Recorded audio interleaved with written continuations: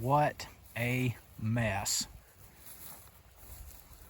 We've had a lot of rain, we've had a lot of wind. Thankful for the rain, not thankful for the wind.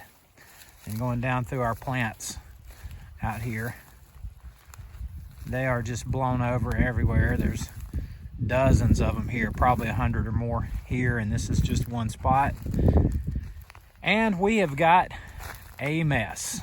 And in addition to all these plants that have fallen over, there's a ton of plants also that are just dead. Plants that died early in the season have just been sitting out here because they never really rooted in. Some that got completely overran with weeds, overtaken by other junk just growing in their pots. And the reality is they just need to be thrown out because they're junk. So there's always plants at the end of the season that you have to throw out. It's a tough reality in the nursery world, but you know, after you kind of go through a season or two dealing with that, you just realize you just have to do it. So I got a lot of these things to throw out too, and some messes with perennials and small shrubs to clean up. So there's a lot going on out here.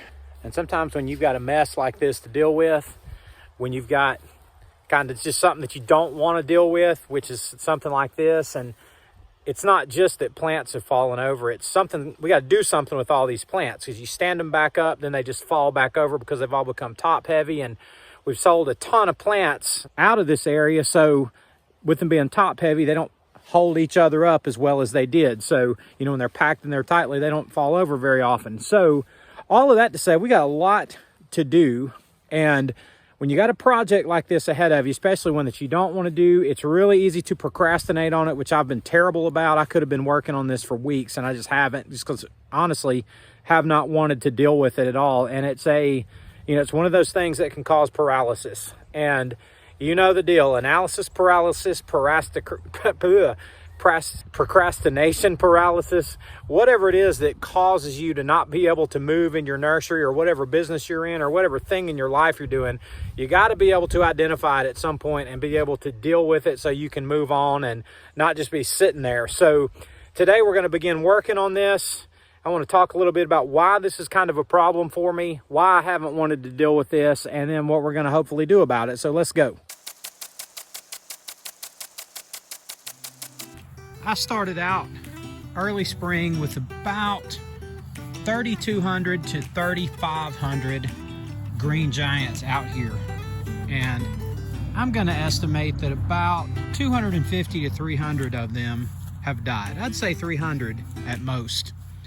And there's about 1,500 of them left out here, maybe 1,200 of them left out here. So I don't know what that math works out to exactly, but we've sold a ton of these trade one green giants this year, and I couldn't be happier about it. And now it's just time to pick up all these that have died or overrun with weeds and make room for something else. Well, all right guys, I'm just about done with the green giants and more or less been through them. I got some perennials here I need to go through to throw out, but check this out. This is an agastache. I shared these with you earlier in the year. This is a hummingbird man. It looks bad, late season, and really I don't think these are going to overwinter. You know, I'm going to save some of them in case they do. I need to know if they do or not, but I think this is more like a woody type perennial instead of an herbaceous one, just meaning I don't think it's going to come back from underneath. Please, y'all tell me if you know the growth habits of these better than I do. But for what I'm about to do with these, I'm going to cut them back, like just back to nothing, just discard that. But I'm going to show you what I'm going to do with these pots, these roots, in a minute. But these don't look like they're a plant that can just be divided. So like you can rip it out and divide it, and I don't think they're that kind of plant, but you tell me if they are. But anyway, I got agastaches here to go through. I got some purple verbenas here, some yellow coreopsis out there, and just several other things out here that I need to go through and get rid of. So I'm just going to keep moving with this. Cautionary tale for those who think it's a great idea to get involved in the nursery because there's just easy money to be made out here. Sometimes that's kind of true, but a lot of times you get into crap like this, and this is just a bunch of homestead purple verbenas that, look at this. Excuse my camera work there. As you can see, these are potted, and here's me cutting them loose and just ripping all of it out from under this mess, where through the late summer now into the early fall, they've just become a disaster. They're all deeply rooted into the ground, and I've got another mess like this right there, And it's just one of those things where in a nursery, you're going to neglect things sometimes. Listen, I hope you guys are better at that than I am. Please strive to be. But when you do, there's all kinds of problems that arise because just because you're tired or because you've got other things to do or just because you don't have time, these things never stop growing. Yeah, they go dormant for a while in the winter, but in your off season, in the late summer, and this stuff just keeps growing like crazy, which that's the good thing and the bad thing. But it's one of those things where I knew this mess was out here, and like the plants that fall over and like the plants that die with the green giants and others, I just didn't want to deal with it. And there's more. I'm just showing you guys a little snippet here. It's just one of those things. You got to stay on top of it. So one big disastrous pile of homestead purple verbenas heading for the brush pile, and I've got 2 or 3 more of these to do, and just got to be more diligent on things like this with timing and neglect.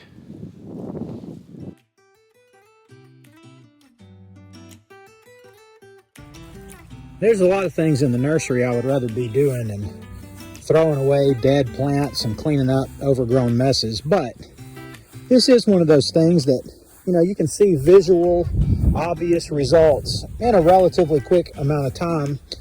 When you get done with something like this, it looks nice out here, your space gets freed up out here, and it reminds you that the next season is not that far away. Yeah, you're throwing away dead stuff today, but you're going to be filling this right back in with plants that are going to need to grow and not very long at all.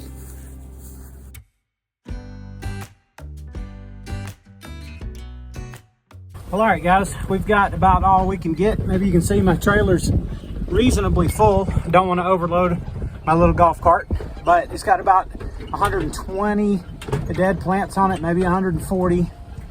And we are going to actually take these about 1,000 feet back up towards the road here.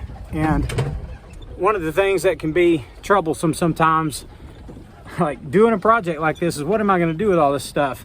I don't want to put all of it in my compost pile. My compost pile is huge, and it is, I mean, it's basically at the point where it needs to be used as far as compost goes. Oh, hey, here's a giant puddle. We got to do this.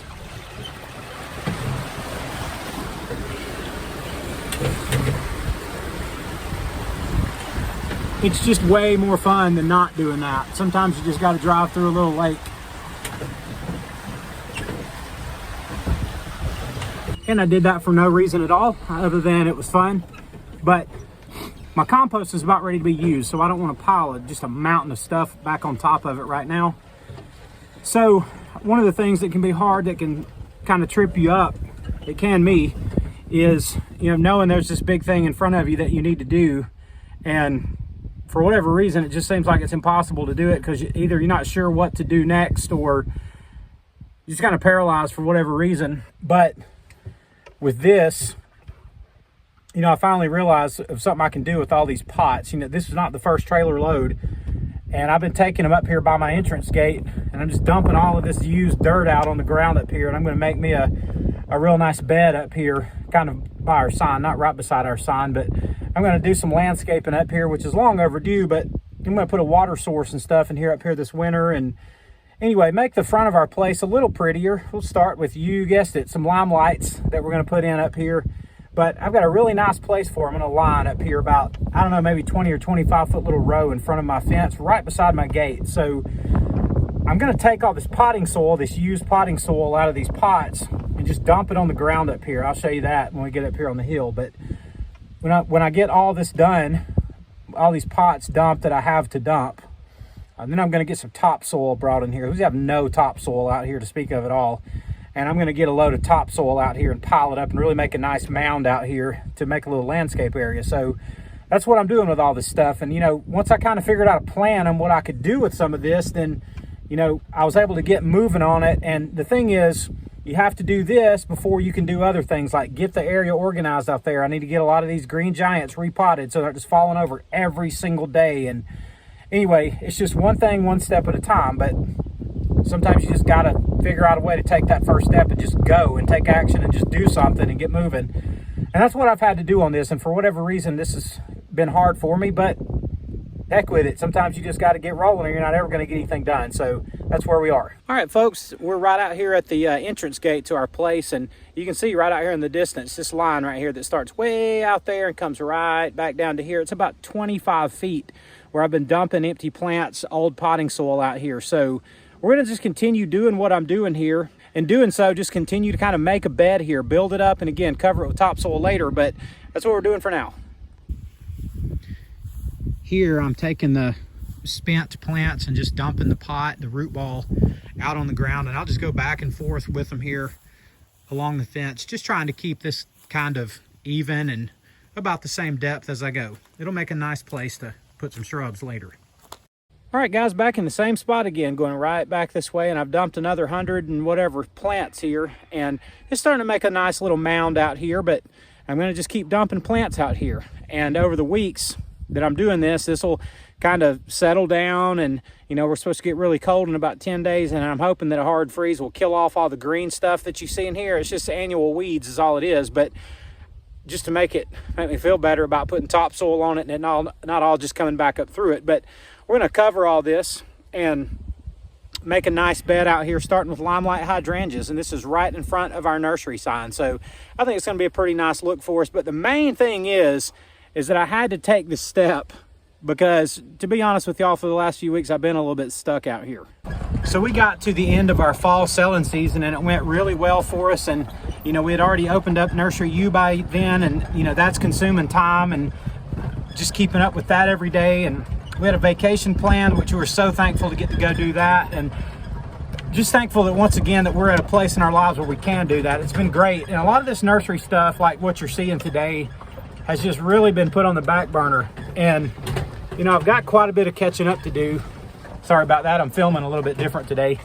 I've got quite a bit of catching up to do, but this is a big step because there's about 3 primary things that I really need to get done. I need to get all of this mess cleaned up, which includes dumping all the dead plants, cleaning up these perennial messes like I've been showing you guys.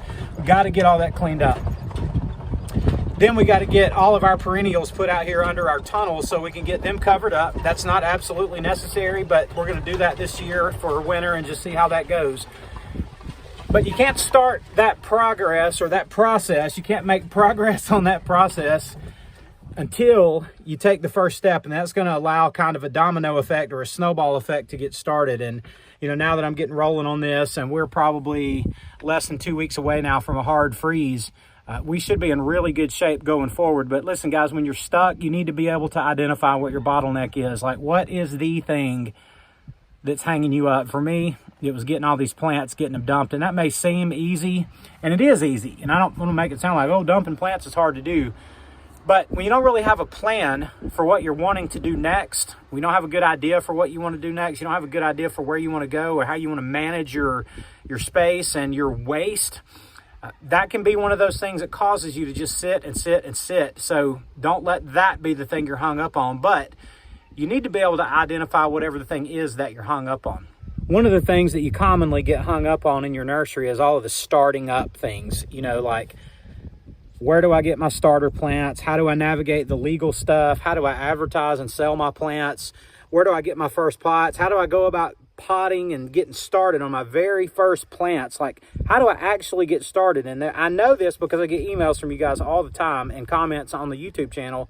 What do I do first? Or how do I do this? Or how do I do that? And it's always pertaining to those very, very first things. And you watch videos, which is great, and you read, and that's great, and you think about it, and that's great, and a very real paralysis can happen. So, you know, you got to pay attention to what's going on and like in your thought process and what you're actually physically doing and what you are and aren't putting into motion. And you got to find what the bottleneck is. You got to find what the sticking point is. You got to find what the thing is that's keeping you from taking the next step. You've done this, and you've done this, but you're not going to really be able to get your nursery going until you do this. So what is your this? Is it something simple like the issues I'm dealing with getting everything moving to get prepared for late fall going into winter? Or is it your first step next spring? Or what are you hung up on, guys? That's what I'm thinking about today as I'm making this video, because I realize that even something simple like throwing away old plants it can stop you cold. It can stop you in your tracks and cause you to never take the next step on something that you've been dreaming about doing just because you didn't know what was next, or because it was hard, or you weren't sure what the process was, or whatever. So I'm always making mistakes out here, and I always feel like there's one more thing that I should do, or that I missed something, or that I should be sharing something different with you guys, or whatever it is. But you know, the main thing is to not get stuck and to keep moving. Yeah, it may be that you need to take a break from your nursery. It may be that there are certain seasons, I mean that literally and figuratively, but that you just need to just step away for a week, a month, a couple of months, and just let it rest and let yourself rest and kind of recollect your thoughts and kind of get your motivations and your ideas together and all of that. But you know, whatever it is, if you've really got a heart and a love and a desire for the nursery, it's definitely worth not giving up on and not quitting on and not being paralyzed about moving forward. I mean, it is a terrible, terrible thing to have a vision, have a dream, and have this thing that you really want to do, but the only thing that stops you from doing it is you. So, guys, I guess what I'm saying today is get moving.